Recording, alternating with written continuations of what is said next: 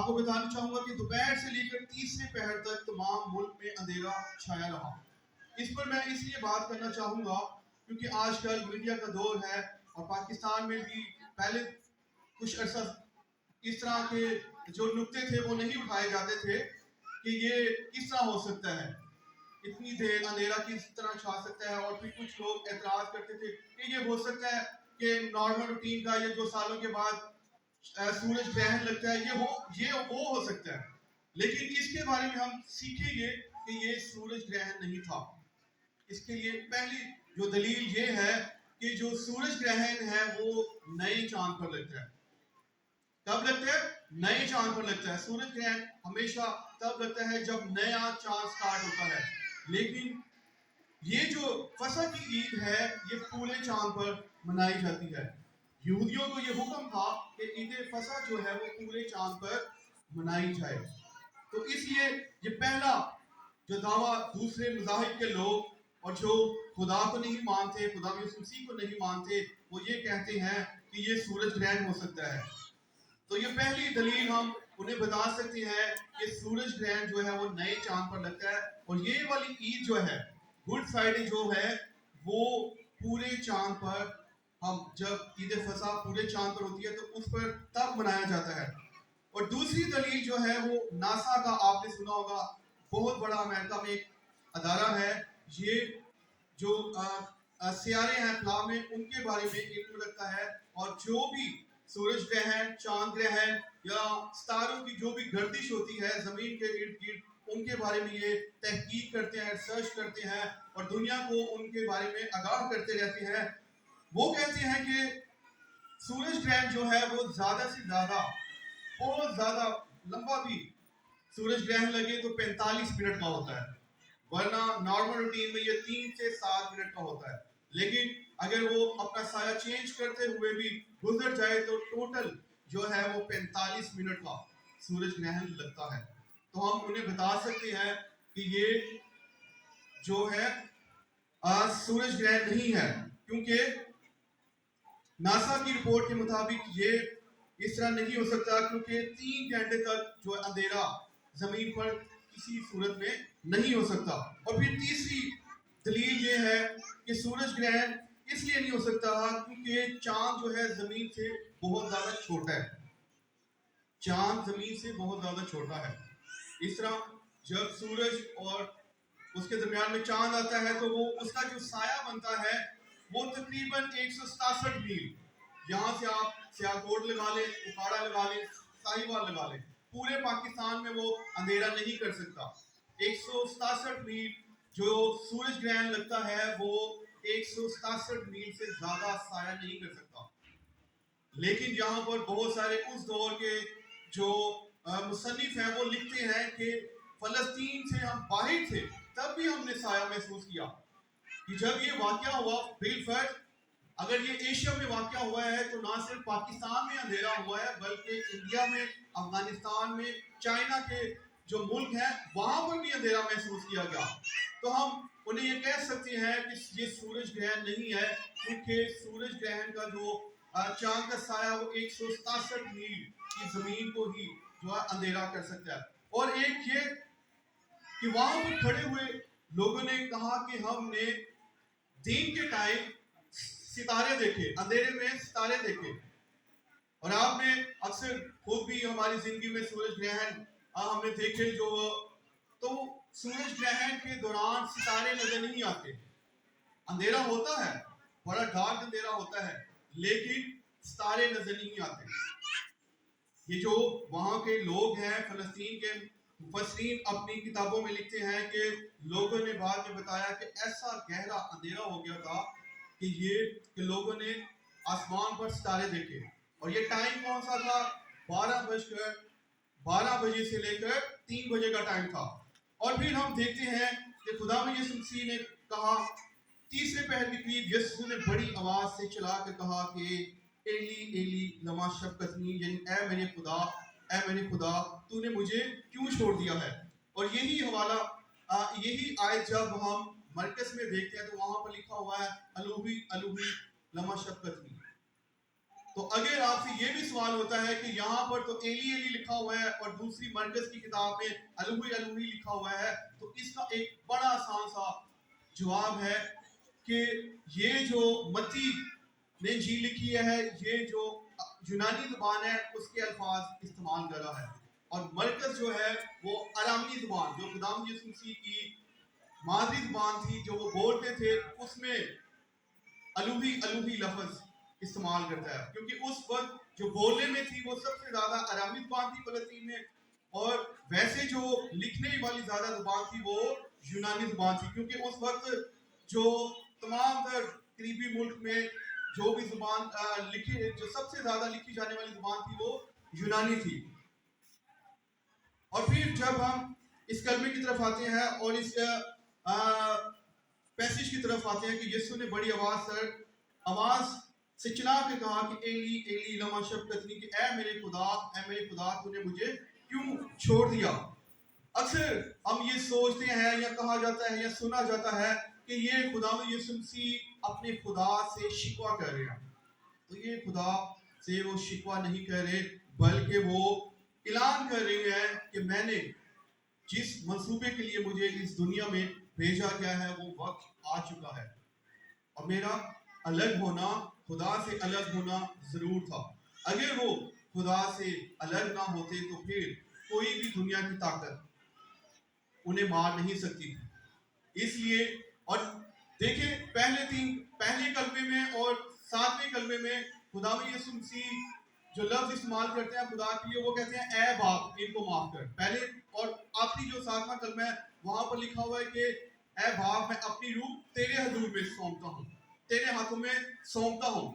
لیکن یہاں پر خداوند یسوع مسیح کیا لفظ استعمال کر رہے ہیں کہ اے خدا میں اپنی اے خدا، یہ کلمہ اسی لیے خداوند یسوع مسیح نے اس طرح سے بولا تاکہ جس منصوبے کے لیے میں اس دنیا میں آیا ہوں وہ منصوبہ پورا ہو سکے، کیونکہ اگر میں نے اب بھی اے باپ کہہ دیا تو پھر جو مجھے سزا نہیں ہو سکتی اور مجھے بچانے کے لیے فرشتے آ جائیں گے۔ اس لیے خداوند یسوع مسیح چاہتا تھا کہ جس منصوبے کے طور پر میں یہاں پر اس دنیا میں آیا ہوں، اس لیے میں اسے تبدیل نہیں کرنا چاہتا، اور جو کفارے کا کام ہے وہ پورا ہو، اور وہ کیسے پورا ہو سکتا ہے؟ وہ اسی طرح سے پورا ہو سکتا ہے جب میں خدا سے دوری اختیار کروں گا اور اپنے آپ کو ہماری خاطر، تمام دنیا جان کے گناہ گاروں کی خاطر جب وہ خدا کی عدالت میں اپنے آپ کو پیش کرے گا، تب ہی ہم جیسے لوگ، گناہ گار جو لوگ ہیں، ان کے لیے کفارہ ہو سکتا ہے۔ اور یہ سب کس طرح ممکن ہو سکتا تھا؟ جب خداوند یسوع مسیح خدا سے جدائی اختیار کر سکتے، اور اس دنیا میں کوئی بھی ایسی طاقت نہیں ہے، کوئی مخلوق نہیں ہے جو کہ خدا کے غضب کو برداشت کر سکے۔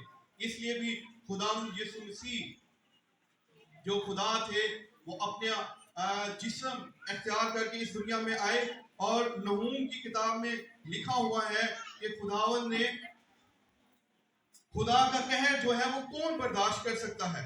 کوئی دنیا کی ایسی طاقت نہیں ہے جو کہ خدا کا قہر برداشت کر سکے۔ آپ موسیٰ کی زندگی پر جب نظر دہراتے ہیں تو جب خدا آسمان سے بادلوں کی صورت میں گزرتا ہے تو موسیٰ وہ دیکھ نہیں پاتا۔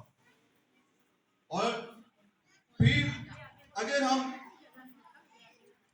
شبقتنی کے معنی دیکھیں تو یہاں پر کیا ہے؟ چھوڑ دینا ہے، بھول جانا ہے، تنہا چھوڑ دینا ہے، یا بے یار و مددگار چھوڑ دینا ہے، یا لاپرواہی کر کے کسی کو چھوڑ دینا ہے۔ اور اس کی 3 وجوہات ہم اگر خاص طور پر دیکھیں، کلام مقدس کی روشنی میں ہم دیکھیں تو یہ 22ویں زبور کی پہلی آیت ہے جو خداوند یسوع مسیح نے تلاوت کی۔ میں چاہوں گا کہ تھوڑا سا آپ توجہ کریں، بچوں کو، انتظامیہ کو اپنا کام کرنے دیں۔ مجھے پتا ہے کہ لمبی عبادت ہے، لیکن تھوڑی سی توجہ کریں تاکہ ہم سیکھیں اور ہمارے ذہنوں میں خدا کا کلام جو ہے وہ بیٹھ سکے۔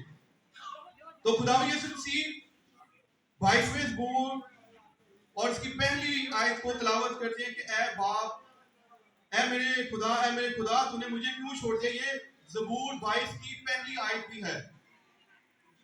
اور یہ زبور جو ہے داؤد نبی کا ہے, اور داؤد نبی نے جب یہ زبور لکھا ہے تب وہ بھی جنگوں کی وجہ سے بہت زیادہ پریشان تھا, مشکلات میں تھا, اور اس نے یہ زبور لکھا. اور جب یہ زبور ہم پورا پڑھتے ہیں, شروع میں ہم دیکھتے ہیں کہ جیسے سچ میں داؤد کو بھی خدا نے چھوڑ دیا تھا, اور وہی الفاظ خداوند یسوع مسیح استعمال کر رہے ہیں. شاید جیسے داؤد کہتا ہے کہ خداوند تو نے مجھے کیوں چھوڑ دیا ہے, میرے دشمن مجھ پر چڑھے آتے ہیں اور مجھے پکڑنے کے قریب ہیں. تب لیکن جیسے ہی اس زبور کو ہم پورا دیکھتے ہیں تو ہم خداوند یسوع مسیح کی زندگی میں یہ زبور پورا ہوتا ہوا دیکھتے ہیں. 22 زبور کی ہم ایک دو آیت دیکھیں گے. 16ویں آیت ہم دیکھیں گے تو ارد گرد کے جو لوگ ہیں وہاں پر لکھا ہوا ہے, یہاں پر لکھا ہے کہ 16ویں, کیونکہ کتوں نے مجھے گھیر لیا ہے, بدکاروں کی گروہ مجھے گھیرے ہوئے ہیں, وہ میرے ہاتھ اور پاؤں چھیدتے ہیں. خداوند یسوع مسیح کے ساتھ کیا ہوا, کیل ہاتھوں پہ بھی لگائے اور پاؤں پر بھی لگائے گئے. اور اس کے بعد جب ہم ان کی آخری آیات دیکھتے ہیں تو فتح مندی, یہ زبور جو ہے ہمیں فتح مندی پر ختم ہوتے ہوئے نظر آتا ہے کہ وہ سب جو خاک میں مل جاتے ہیں اس کے حضور جھکیں گے, بلکہ وہ بھی جو اپنی جوانی کو جیتا نہیں رکھ سکتے. اور اس کے بعد اگر علم الہی جو ہم اپنی عقل سے یا مفسرین اسکالر جو سوچتے ہیں وہ یہ ہے کہ یہ ایک الہی منصوبہ تھا جو کہ آدم کے گناہ کرنے کے بعد خدا نے بنایا تھا. اور اس کا وعدہ ہم پیدائش 3 باب اس کی 15ویں آیت میں دیکھتے ہیں کہ جب خدا کہتا ہے کہ میں عورت کی نسل میں سے ایک مرد پیدا کروں گا جو کہ ابلیس کو کچلے گا, اس کا وعدہ. اور اسی لیے خداوند یسوع مسیح پیدا ہوئے عورت کی نسل سے. دیکھیں تمام جو ہیں وہ میاں بیوی کے ملاپ سے پیدا ہوتے ہیں, لیکن خداوند یسوع مسیح صرف عورت سے پیدا ہوئے. اور اس کے بعد عدل و انصاف, ایک ہم انصاف کے تقاضے کو دیکھتے ہوئے دیکھیں, عدالتی کارروائی کے طور پر ہم دیکھیں تو گناہوں کی جو مزدوری کیا ہے, بائبل میں لکھا ہے گناہ کی مزدوری کیا ہے, موت ہے. تو ہماری جو موت ہے وہ خداوند یسوع مسیح نے اپنے اوپر لے لی, اور یہ کوئی اس دنیا کی موت نہیں ہے بلکہ وہ ابدی موت ہے جو ہمیشہ ہمیشہ رہے گی. اس لیے خداوند یسوع مسیح چاہتے تھے کہ ان کو میں ابدی موت سے بچاؤں اور میں اپنا کفارہ دوں, پیش کروں میں اپنے آپ کو.